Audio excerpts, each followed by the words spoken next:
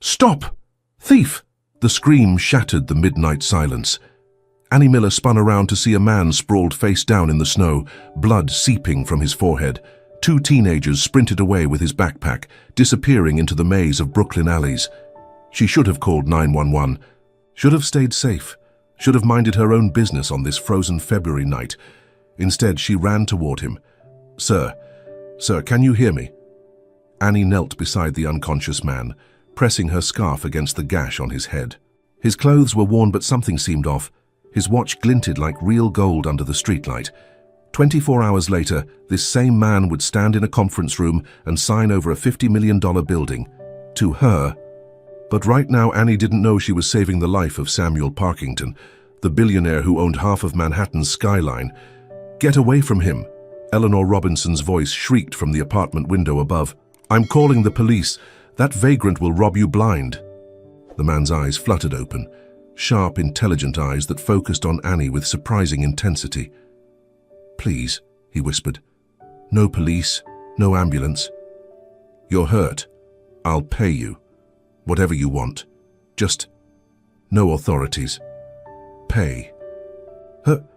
Annie almost laughed. Her bank account had exactly $47. Her design career was in shambles. She was one missed rent payment away from eviction, and this bleeding stranger thought she was motivated by money. "I don't want your money, so can you stand—" Together they stumbled toward her building, Eleanor's protests following them like angry crows. "Annie Miller, you're making a grave." "Mistake, these people never change. Once a bum, always a bum." If only Eleanor knew that the bum Annie was dragging up 3 flights of stairs owned the very building she was screaming from. If only Annie knew that this single act of kindness would shatter everything she believed about wealth, worth, and second chances. But some secrets are worth keeping, and some mysteries are meant to unfold one kindness at a time. Want to discover how a mugging on a winter night led to the most shocking philanthropic announcement in New York history? Hit that subscribe button and ring the notification bell. Because this true story of hidden identity and unexpected redemption will change how you see every stranger on the street. And if this story touches your heart, please like and share it. Your support helps us bring more incredible true stories to life and keeps this channel growing. And now, let's return to Annie's journey, where secrets begin to unravel, and every small choice could change a life forever. Annie tightened her grip on his arm as they reached the building's entrance. The snow clung stubbornly to their coats, and his blood had already started to dry on her scarf. The stranger stumbled, his breath shallow, but didn't protest. As she guided him inside, warm air rushed to meet them, but it couldn't chase away the tension in her chest. She didn't know who he was, or why her gut told her this moment would matter, but she knew she couldn't leave him behind. The stranger's weight pressed against Annie's shoulder as she half carried him up 3 flights of stairs. Each step echoed in the narrow stairwell, punctuated by Eleanor's protests from her second-floor apartment. "This is a respectable building." "I won't have it!" Annie ignored her, focusing on the man's labored breathing. She'd dealt with enough criticism lately, losing her interior design job, watching her savings dwindle, eating ramen for the 5th night in a row. What was one more person telling her she was making a mistake? Inside her cramped studio apartment, she eased him onto her salvaged leather couch. Up close, under the harsh overhead light, more contradictions emerged. His coat, though dirty, bore the ghost of expensive tailoring. His shoes, scuffed and worn, whispered of Italian leather. "What's your name?" she asked, cleaning the wound with gentle hands. "Sam." His voice carried an unexpected refinement. "Just Sam." "Well, just Sam. You need stitches. I'm calling an ambulance." "No!" The word burst out with surprising force. He caught her wrist, his grip firm but not painful. "No hospitals, please." Annie studied his face. Fear flickered in those intelligent eyes, not of pain but of discovery. She'd seen that look before in her own mirror after the company collapsed. "Okay, no hospitals." She pulled her hand free. "But you're staying here tonight. The couch is lumpy, but it's warm." While Sam dozed fitfully, Annie heated a can of soup, her last one. The irony wasn't lost on her. Unemployed designer sharing her final meal with a homeless stranger, While her own eviction loomed, Eleanor's muffled complaints seeped through the thin walls. "Mark my words, those people never change. Once they're at the bottom, they stay at the bottom." The next morning brought unexpected surprises. Annie woke to find Sam standing at her drafting table, studying her portfolio with the intensity of someone who understood what they were seeing. "These are remarkable," he said without turning. "The Westbridge Hotel lobby, ambitious use of natural light, though I'd have concerns about the south-facing glass in summer." Annie froze. The Westbridge was a boutique hotel in Soho. How would a homeless man know about commercial glass considerations? "I worked on that project last year, before the firm went under." Sam turned, and she caught something in his expression: recognition, regret. It vanished before she could identify it. "I'm sorry. I shouldn't have looked without asking. It's okay, not like anyone else is looking at them these days." She tried to keep the bitterness from her voice. Later, over coffee at Lily's cafe, Annie's best friend practically vibrated with curiosity. "So you just brought him home? Annie, honey, your heart's bigger than your apartment, but this is insane. What if he's dangerous?" "He's not." Annie stirred her latte, remembering those intelligent eyes. "There's something different about him, Lily. The way he talks, the things he notices. I can't explain it." Lily leaned across the counter, lowering her voice. "Different like secretly a serial killer, different. Or different like fallen from grace, different." Annie didn't answer. She was thinking about Sam's hands on her portfolio, the way he'd identified design flaws no layperson would notice, about expensive shoes and refined speech patterns that didn't match his circumstances. That evening, she found him replacing a broken hinge on her bathroom door. "You don't have to do that. You shared your last can of soup with me. Least I can do is make sure your door closes properly." He worked with practiced efficiency. "This building has good bones. Shame about the maintenance. The owner should be ashamed," Annie laughed, but it came out bitter. "The owner lives upstairs, Eleanor Robinson. She'd rather count rent checks than fix anything." Sam's hands stilled on the screwdriver. "Robinson owns this building. Why, you know her." "No, I just..."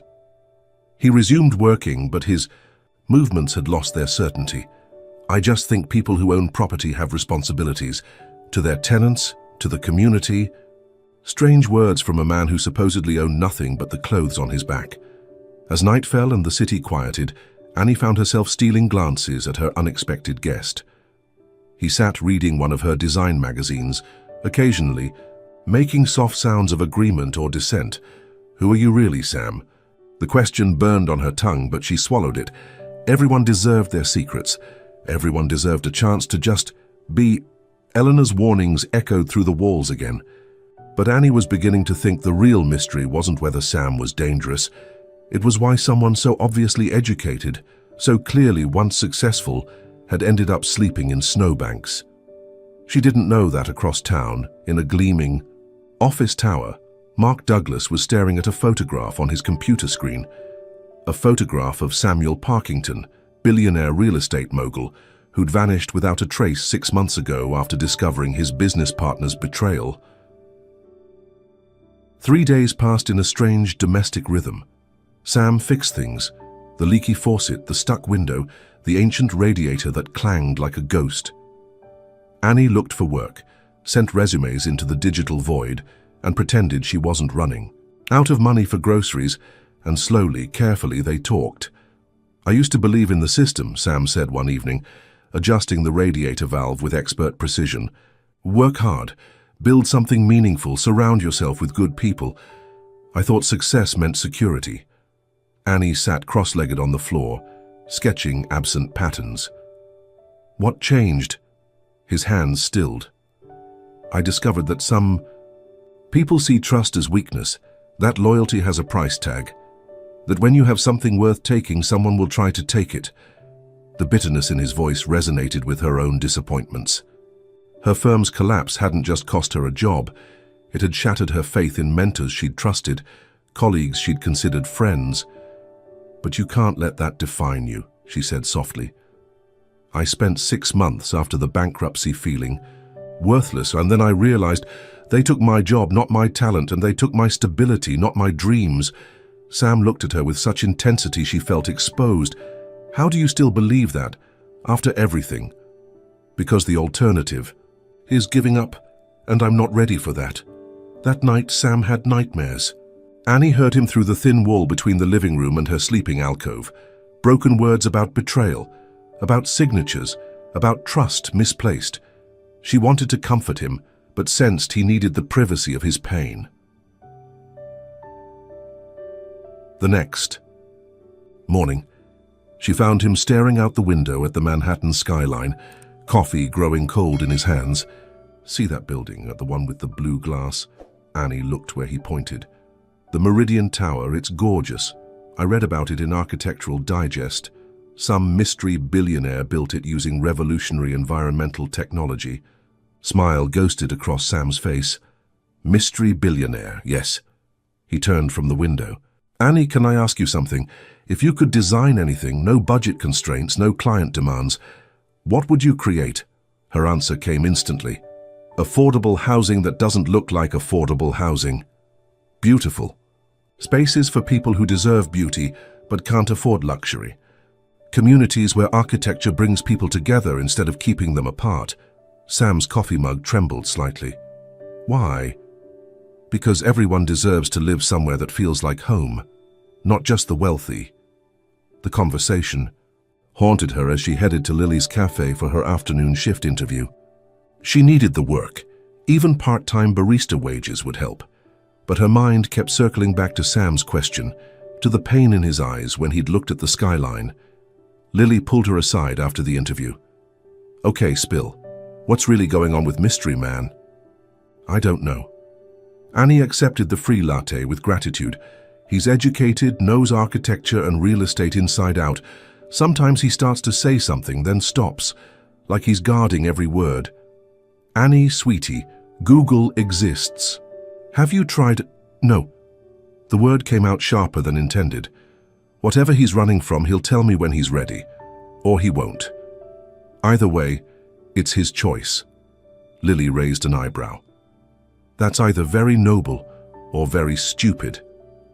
Probably both. When Annie returned home, she found Eleanor in the hallway, arms crossed like a sentry. He needs to go, Annie. This is a respectable building.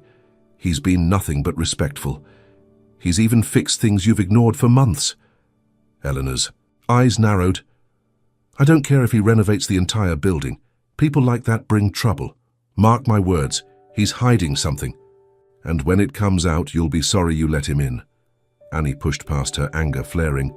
People like what, Eleanor? Poor, unfortunate, human beings who need help. Naive girl. The world isn't a charity case.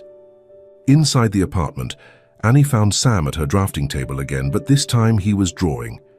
His lines were confident, professional. He was designing something, a mixed-use building with flowing curves and integrated green spaces. He looked up, caught, I'm sorry, I couldn't help myself. Your tool's there. He gestured helplessly. It's been so long since I've drawn anything. Annie moved closer, studying his work. It was brilliant, innovative yet practical, beautiful yet buildable. Where did you learn this? The question hung between them like a held breath. Sam's hand hovered over the paper, pencil trembling slightly. Columbia MBA in architecture, dual degree. A lifetime ago. The admission felt monumental. Annie sensed more words pressing behind it, truths wanting to emerge. But footsteps on the stairs broke the moment. Heavy, unfamiliar footsteps that made Sam go rigid. Annie. His voice was different, afraid. Did you tell anyone I was here? No. Why? But Sam was already moving, gathering his few belongings with practiced efficiency. I have to go now. Sam, wait. The footsteps past their door continued upward. False alarm. But Sam remained poised for flight, his face a mask. Of the hunted. Who are you afraid of? Annie asked quietly. He met her eyes and she saw it all. Fear, regret, and something that might have been longing. Someone who used to be my closest friend. Someone who proved that trust is the most expensive thing you can give away. That night, As Manhattan glittered beyond her windows, Annie made a decision. She opened her laptop and began searching. Architectural firms, Columbia alumni, anything that might explain the mystery of Sam. But her cursor hovered over the search button, unwilling to click.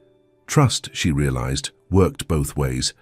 And maybe, just maybe, it was worth the risk.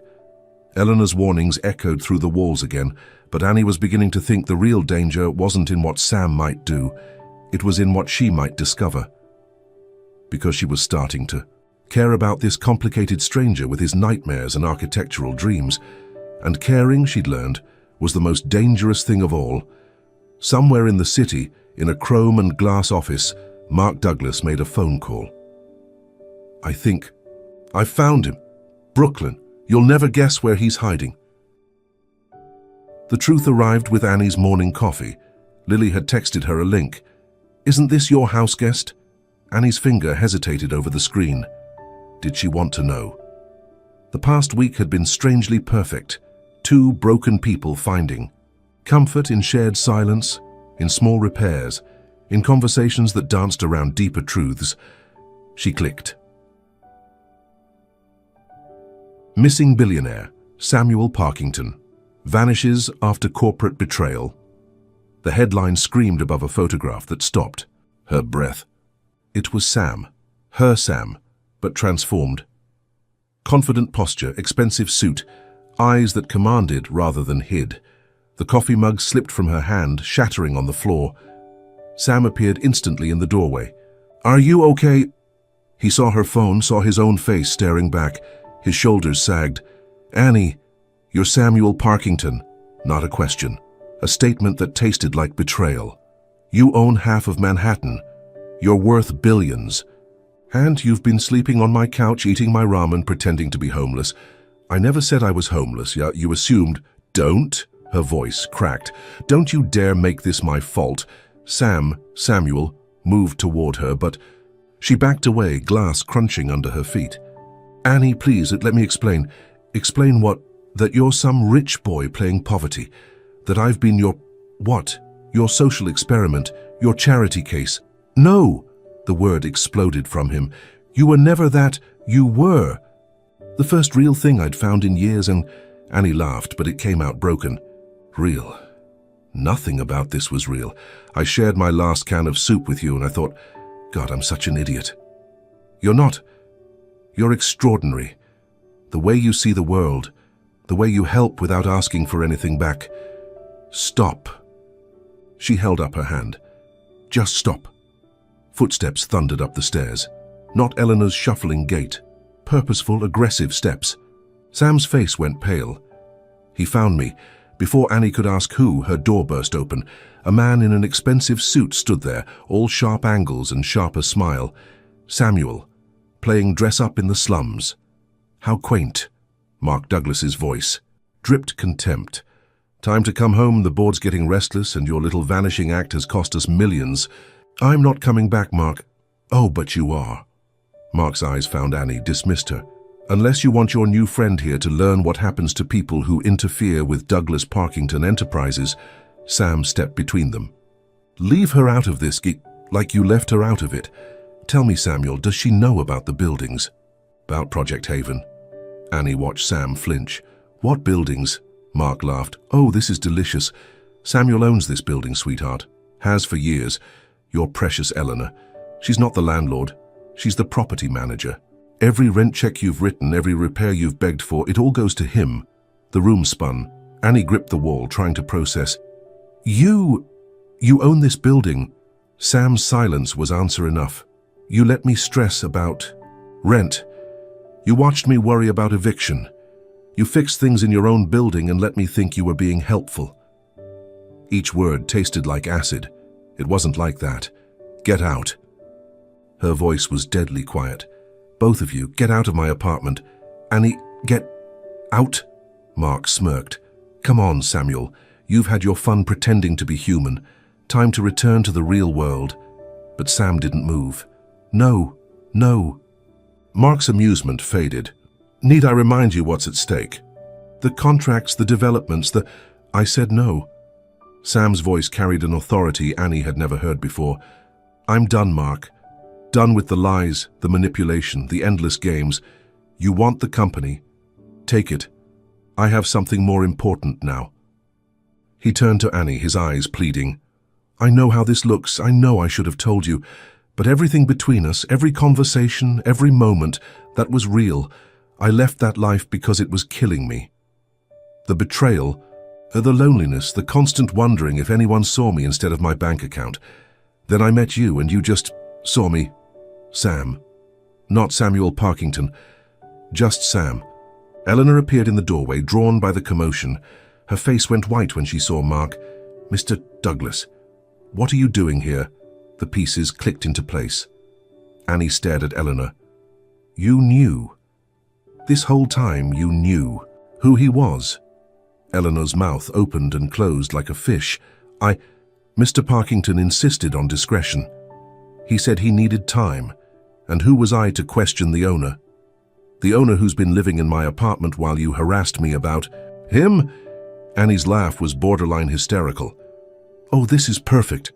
Absolutely perfect. Her phone buzzed. Lily again. OMG, Annie, are you okay? Is he really the Parkington? The walls felt too close. 3 people who'd lied to her, standing in her tiny apartment, waiting for her to somehow make sense of this insanity. I need air. Annie pushed past them, ignoring Sam's call of her name. She fled down the stairs out into the Brooklyn morning, her mind reeling with questions she wasn't sure she wanted answered. Behind her, in the apartment that suddenly felt too small for its secrets, Sam faced down the man who'd once been his closest friend. This isn't over, Samuel. Yes, Mark, it is. But as Sam stood there, watching Annie disappear into the crowd, he wondered if he'd just lost the only thing that had made him want to be better than Samuel Parkington had ever been. Annie didn't go far. She couldn't. Her feet carried her to the small park 3 blocks away, where she collapsed onto a bench and tried to make sense of the hurricane that had just torn through her life. Lily found her there 20 minutes later, armed with coffee and righteous indignation. That lying, manipulative son of a... Don't... Annie accepted the coffee gratefully. I can't process anger right now. I'm too busy feeling stupid. You're not stupid. He lied to you. Did he? He never said he was homeless. Never. Claimed to be poor. I made assumptions because it was easier than asking question, because maybe I needed him to need me. Lily studied her friend's face. Who you care about him? I care about Sam, but Sam doesn't exist, does he? He's just another mask worn by Samuel Parkington, billionaire. People can be more than their bank accounts, Annie. Can they? Annie's laugh was bitter. He watched me stress about money while sitting on billions. He let me share my food while owning half of Manhattan. What kind of person does that? The answer came from behind them, in a voice worn raw with emotion. A broken one. Annie didn't turn around, but she felt Sam's presence like electricity in the air. A person so damaged by betrayal that he couldn't trust his own shadow, he continued, moving into her peripheral vision. Someone who discovered his best friend had been stealing from their joint ventures, manipulating contracts, using their friendship as a weapon. Someone who realized every relationship in his life was transactional. So you decided to test people, see if anyone would help poor, pitiful Sam? No. He sat on the far end of the bench, careful not to crowd her. I ran from Mark, from the company, from a life that felt like a prison built from other people's expectations.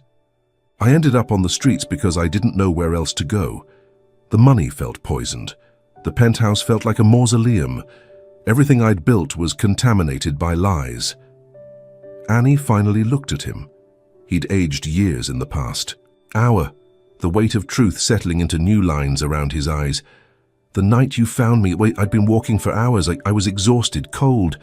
And yes, I'd actually been mugged. That cut was real. The blood was real. The despair was real, his voice broke. And then you appeared. This fierce, kind stranger who didn't ask questions, didn't want anything except to help. Do you know how long it had been since someone helped me without checking my net? Worth first, you still should have told me. When you were bandaging my head, When you were sharing your last food, when you trusted me enough to sleep in the next room. Sam's hands clenched in his lap. Every day I wanted to tell you. Every day I convinced myself I needed just one more day of being seen as human. Lily, forgotten until now, spoke up. What about the building? Why own Annie's building and not tell her? Sam's smile was rueful. I bought it 5 years ago. Part of a program I started. Buying buildings with potential, keeping rents. Affordable, trying to create communities instead of just investments. Helena was supposed to maintain it properly. I had no idea she'd become what she is now, a judgmental tyrant, Annie supplied. I was going to say forgotten her original mission, but yes. They sat in silence, watching pigeons fight over breadcrumbs. Finally, Annie asked the question burning in her chest. What do you want from me, Sam? Samuel. I don't even know what to call you. Sam, please. Samuel Parkington is the man who built an empire and lost his soul. Sam is who I'm trying to become. He turned to face her fully. And what I want your forgiveness. I want the chance to prove that what we built this week, the conversations, the connection, the hope, that was real. More real than anything in my life before. Mr. Parkington. They all turned. Eleanor stood at the park entrance, wringing her hands. Mr. Parkington, that Douglas man is in your office. He's calling emergency board meetings, saying you're mentally unfit. He's trying to take everything. Sam nodded wearily. Let him... What? Eleanor and Annie spoke in unison. I said let him. The company, the holdings, the entire empire. If Mark wants it that badly, he can have it. Annie stared at him. You can't be serious, and that's your life's work. No, Sam said quietly. That's Samuel Parkington's life's work, and I think it's time to let him go. A crowd was gathering. Someone had recognized Sam, and phones were appearing. The real world was intruding on their bubble of truth. Mark Douglas himself appeared, flanked by men in suits. Enough of this melodrama, Samuel. You have responsibilities, shareholders, employees who depend on you, all of whom you've been manipulating for months. Sam stood, but instead of facing Mark, he turned to Annie. I have one building I won't give up. Yours. And if you'll let me, I want to transform it into what it should be. Affordable housing that honors the people who live there, starting with a certain interior designer who deserves her own studio space. You can't buy my forgiveness. Annie said, but her voice had lost its edge. I'm trying to earn it. Day by day, repair by repair, truth by truth. The crowd pressed closer. Someone called out, Mr. Parkington, is it true you've been living homeless? Sam ignored them, his focus entirely on Annie. I have money, yes, but you taught me something worth more, that wealth means nothing without purpose. That kindness is the only currency that matters. That being seen and accepted is worth more than being admired and feared. Mark laughed, harsh and dismissive. Listen to yourself, you sound like a greeting card. The Samuel Parkington I knew would never... The Samuel Parkington you knew died 6 months ago, Sam interrupted. Killed by betrayal and reborn. Through kindness, you want the company. Take it. But I'm keeping the things that matter. The buildings that house real people. The projects that serve communities. And hopefully the friendship of someone who showed me what genuine humanity looks like. The crowd murmured. Cameras clicked. Eleanor looked like she might faint. Annie stood slowly, her decision crystallizing. You have a lot to prove, Sam. A trust isn't rebuilt overnight. I know. And I'm not impressed by grand gestures or public declarations. I understand. But... She took a deep breath. Everyone deserves a second chance to become who they're meant to be. Even billionaires who sleep on couches and fix radiators. Sam's smile was like sunrise after the longest night. Thank you, Mark sputtered, but Sam was already walking, away from his old life, following Annie back toward the building that had become his unlikely salvation. The crowd parted, unsure whether they'd witnessed a breakdown or a breakthrough. Eleanor hurried after them. Mr. Parkington, what about the company? The board meeting? What should I tell them? Sam paused, looking back at the life, he was leaving behind. Tell them Samuel Parkington has found something worth more than money. Tell them he's learned that home isn't about owning buildings, it's about belonging somewhere. And tell them Sam says hello. As they walked back to the building, Annie asked, "What happens now?" Now. Sam smiled, and for the first time since she'd met him, it reached his eyes. Now, we fix things. Starting with your radiator. I think I tightened that valve too much. Then maybe we talk about your studio space, and then we see what two people can build when they start with truth instead of pretense. Behind them, Mark Douglas stood among the murmuring crowd, his carefully laid plans crumbling. He'd won the company but lost the war. Because Samuel Parkington had discovered something his billions couldn't buy, a reason to become someone better. 3 months later, spring painted Brooklyn in cherry blossoms and possibility. Annie stood in her new studio, sunlight streaming through windows that Sam had insisted on enlarging. The space occupied the entire 3rd floor of the building. Her building now in a way it had never been when she was just a tenant. "The contractors finished the community room yesterday," Sam said from the doorway. He looked different now, still refined but without the weight of pretense. Jeans and a button-down had replaced silk suits. "Mrs. Chen from 2B is already planning a mahjong tournament," Annie smiled, adding final touches to her latest design. "And Eleanor, teaching a budgeting class to the new residents. Turns out she's quite good at it when she's not being a dragon at the gates. It hadn't been easy. Trust once broken mends slowly. But Sam had been patient, present, and most importantly, honest. No more secrets, no more hiding. He'd liquidated most of his holdings, keeping only the properties that housed real communities. Mark Douglas got his empire, but it was a hollow victory.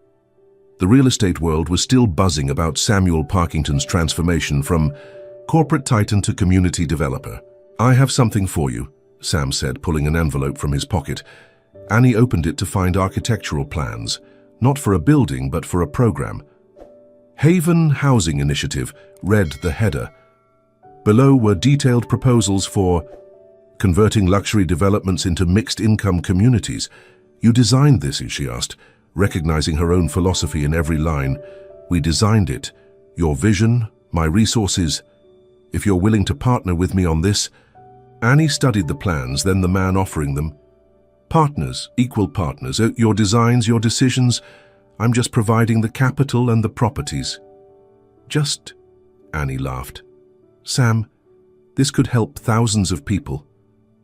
"That's the idea, although..." He hesitated, the old uncertainty flickering. "I understand if you're not ready. If you need more time." Annie set down the plans and crossed to where he stood. "You know what I learned these past months? That people aren't just their mistakes or their successes. They're what they choose to become after both. And what am I becoming? Someone worth taking a chance on."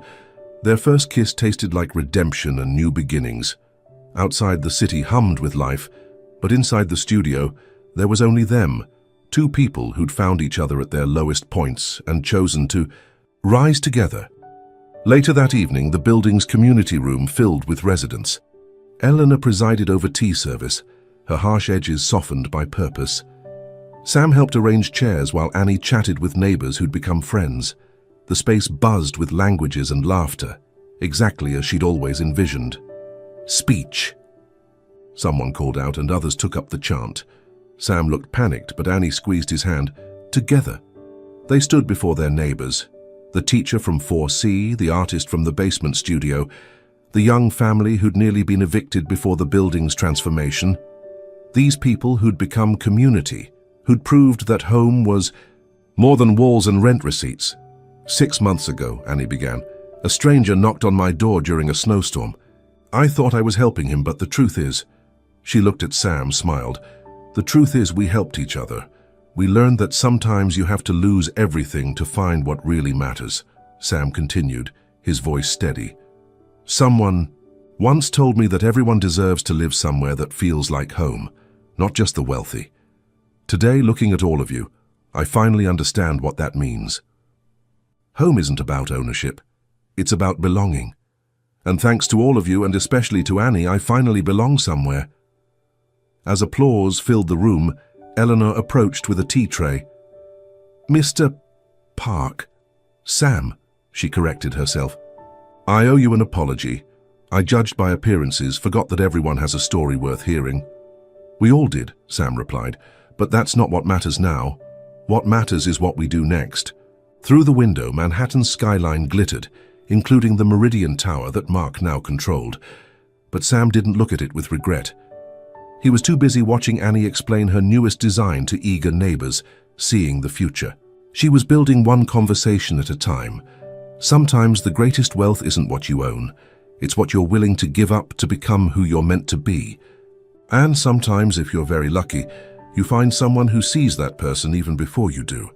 As spring evening settled over Brooklyn, the building that had once represented mere survival became something more, a symbol of second chances, of community over commerce, of love discovered in the most unexpected places. And in her studio, surrounded by plans for homes that would shelter dreams as well as people, Annie Miller knew that sometimes the best designs weren't planned at, all they were discovered, one act of kindness at a time. Thank you so much for joining us on this unforgettable journey of second chances, hidden truths, and real love. If this story moved you, inspired you, or made you see the world a little differently, please hit like, share it with a friend, and subscribe for more heartfelt stories like this one. Your support means the world, and it helps us keep creating magic. See you in the next story.